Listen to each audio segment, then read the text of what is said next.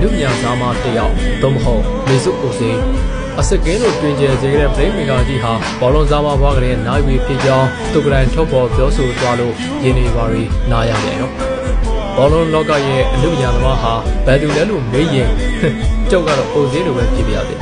သူ့ရဲ့လူညာတွေသွန်းချထားတဲ့ဇာဟန်ကိုနှလုံးသားနဲ့ကျွန်တော်တို့ငေးကြည့်ပြရတယ်။အိုစေးပါနေတဲ့ဘောလုံးပွဲဟာအကျဉ်းတော်ဥယျာဉ်ပဲ။အိုစေးလို့ပြောလိုက်ထားတဲ့ဘိုးဘန်နေမှုများတဲ့ကကုံစုဆိုတာမေးမကြည့်ပဲငေးကြည့်တာနဲ့ခင်ဗျားလည်းအချင်းထိတွေ့ခွင့်ရခဲ့တယ်။အိုစေးရဲ့ style of play ဟာဘောလုံးပိတ်သက်တွေအတွက်အရေးဝယ်ပတ်ပြိုးခဲ့ပဲ။နံပါတ်10ရိုးကစားတဲ့လူငယ်တွေရဲ့ icon အိုစေးပဲ။ဒါကမိသမျှတိုင်းထပ်တူကြခဲ့မယိုးရန်အဖြစ်ပါပဲ။ငါတို့ဟာအိုစေးယူတူတူတွေဖြစ်ခဲ့တဲ့အစိတ်ကင်းဆိုတဲ့ဂုံရင်နဲ့အနုညာဆန်တဲ့ဒီဇာမကိုနှလုံးသားနဲ့နေရာပေးကြတာပေါ့။ဘောလုံးကဘာကြီးရဲ့အမိန်ဆိုးတဲ့ကျဲဟာနီမိုနာမည်နဲ့ကျဲလီတော့ကွာ။လွမ်းနေမစ်ဆိုလွမ်းနေ။အဲ့ဒီလွမ်းမှာဒဏ်ရာတွေဘလပပဲ။ပျော်ရွှင်ခြင်းလမ်းမပေါ်တူလျှောက်ခဲ့စဉ်ကပြုံးပျော်ခဲ့တဲ့ဂျာမန်အပြောင်းတစ်ခုကိုသတိရမိတယ်။အလွှာတွေချလို့ကဘာတွေဝေးသွားသည့်တိုင်အိုစေးဆိုတဲ့နာမည်တစ်ခုဘောလုံးသားဝဲတစ်ခုလုံးမှာထာဝရကပ်တွယ်နေမှာသိကြပါလိမ့်။